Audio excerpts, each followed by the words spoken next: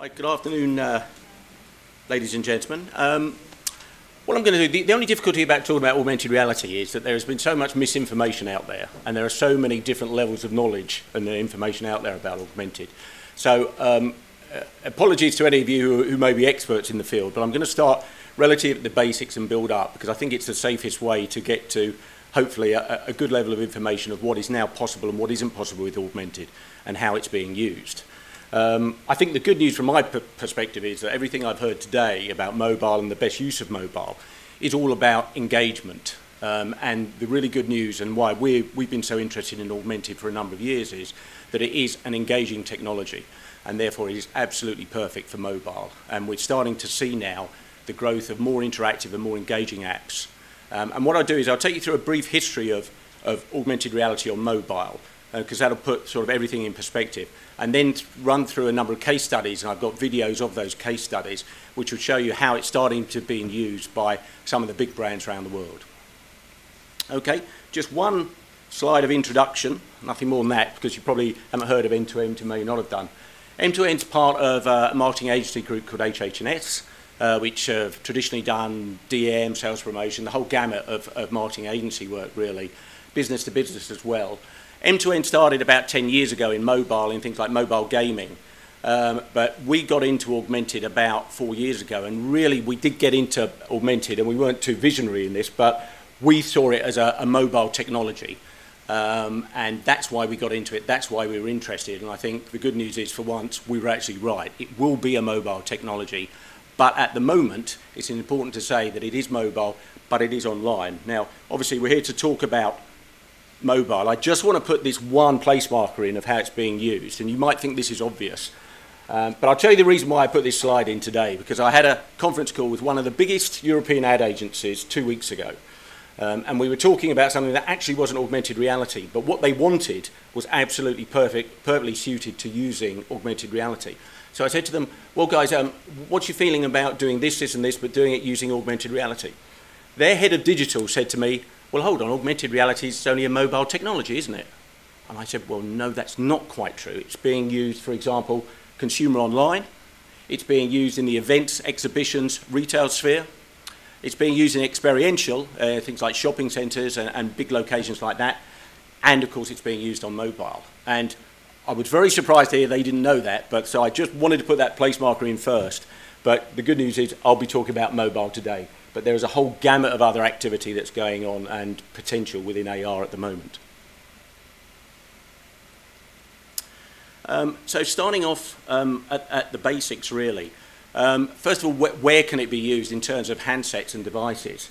Really everything in the Apple stable from the iPhone 3GS upwards can be used on. A whole range of Android handsets as well. Can be used on BlackBerry, but I'll be honest, I haven't seen anyone using AR on BlackBerry yet. With the demise of BlackBerry, we're not getting asked for BlackBerry at all. But obviously, all that palette of Apple, all that palette of Android mean that it is, from the numbers we've seen today, it is a highly relevant technology if used in the right way. And in our terms, tablet as well, tablet started for us with the advent of iPad 2, because iPad 2, as I'm sure you know, with the back-facing cameras, meant that suddenly augmented reality could be delivered across tablet. But now, of course, lots of other tablets with back-facing cameras, Sony, Galaxy. So across all of those, and certainly I'll include tablet in this discussion, because from our point of view, tablet is important for businesses looking to deliver AR to consumers, certainly. Now, I've got two little diagrams, one here and one on the next slide, which I'll try and clear up some of the maybe mysteries and misinformation of mobile augmented reality. And I'll look at these in some detail on the slides following. First of all, it's almost like the discussions we've had here of browser against app. There is in mobile augmented reality, there's mobile AR browsers, and we've heard mention of one today, Orasma, and then there are native standalone apps. And I'll take you through very briefly the history of how those things have developed, because hopefully they might start to put into your mind and clear up some controversy about when should we be using an AR browser and when should we be using a native or standalone app. And then the other sort of division, I suppose, within mobile augmented reality is location-based services being delivered through augmented reality, which we've heard a little bit about today, and I'll show you just one or two examples of that. And then the newer form of augmented reality on mobile, which is image recognition. So again, I'll split those out and look at those in different sections to hopefully give you a clear picture of what is and isn't possible with mobile AR. Right, so starting with the mobile AR browsers, and why I start with them was because chronologically, that is where mobile augmented reality started. Launched around 2007, 2008, and really there were two players in the market then at that time, two browsers. Geneo from a big German specialist augmented reality house called Mateo, and also Layer, which is probably the better known of the early AR browsers at that time.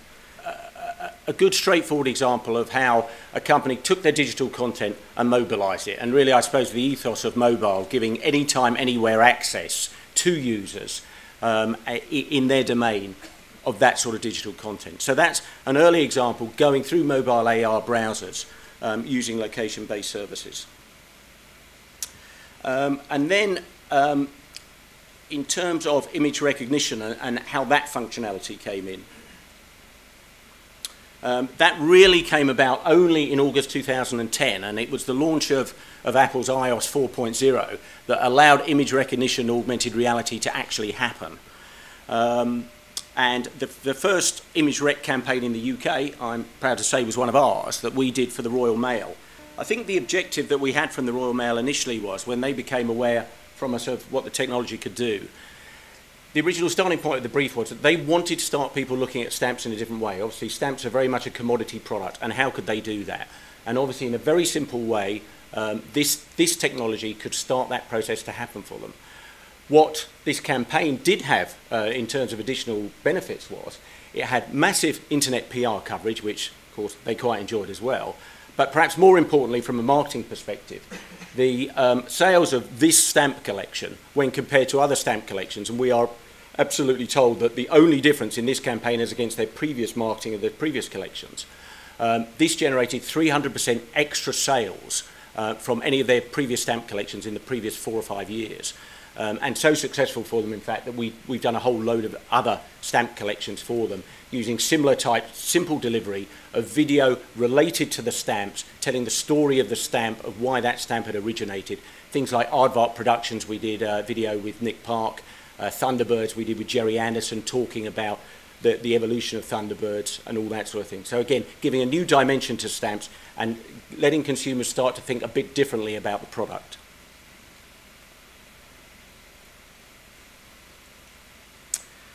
Now, the AR browser world has been sort of thrown up in the air, really, only in the last 12 months. And again, the name that's come up a few times today has been Aurasma, and the guys at Autonomy have done that, along with other people such as Blipper, I think. And so, you know, a new energy and a new entrance in the mobile AR browser market. And I really just want to try and clear up what the advantages and disadvantages of going first the AR browser route as against the native or standalone app route. Firstly, from the advantage point of view, they can be, although they're not always, relatively cheap to get into. Now, again, there are widely differing prices, and certainly that point I put there, that they're not all the same. Very much, if you're going to take anything from this presentation, take that on board. That use of AR, it is not a commodity, and the developers and the platforms out there, they are not all the same in what they can deliver, technically speaking, or technologically speaking, and also in terms of cost as well. But as a start point, they should be relatively cheap. Secondly, if you want simple functionality, the sort of functionality we've seen here, or where you're holding your phone up and you're seeing a bit of content just delivered back to you, they are pretty good for that sort of thing. The disadvantages really come around the consumer journey, and I've had, I suppose, a lot of experience of this, because I was out selling Geneo for a year before these guys came into the market. The most often, I suppose, barrier that was put in front of me was, when I was talking to major brands or major agencies who were working with the brands, was, well, that's fine, but what's the consumer journey? The consumer journey is obviously, they have to download Aurasma first, then they have to go and find the brand's content within Aurasma or within Blipper, and then do the AR experience. Now, lots of the brands I was talking to, and I'm still talking to, were saying, we love the functionality, we love the capability that it can deliver, but we don't want to be part of someone else's brand. So again, when you're thinking about the possibility of going into one of these AR browsers or against the other option of delivering a native app, That's a key question that you need to start with. Where does the brand see itself? Where does your client see itself? And where do they want to be in terms of how the consumer accesses that experience? Secondly, there will be limits to the AR that you can do through the browser. Obviously, they've got a whole load of other content within the same browser, and therefore the richest, most engaging augmented reality experience will not happen within the browser route. They will happen within the standalone app route. So again, sort of as the guys were saying in the table, that you have to think about what's being tried to achieve, start with the objectives of the campaign, and that will give you a steer as to which of the routes you want to go. Then thirdly, I mean, this is a screenshot from Blipper, for example. You know, if Cadbury's was up against another confectionery brand that was advertising there, there would be a problem, obviously, I'm sure, for the Cadbury client. So again, you've got to think that your brand could be alongside content with competitors or with people that they don't want to be with. So again, that has to be dealt with as well. And then finally, you know, one of the issues will be that, in fact, the more successful that these AR browsers are, the more content's going to be in there, the more challenging it's going to be for consumers to actually search their way through to find the right bit of content that they're looking for from the right brand. So again, you know, the way the browser will be structured in future is going to be critical to the consumer experience, which of course, if you go the standalone app route, you're in control of completely. So that's the sort of all I want to say on AR browsers for now.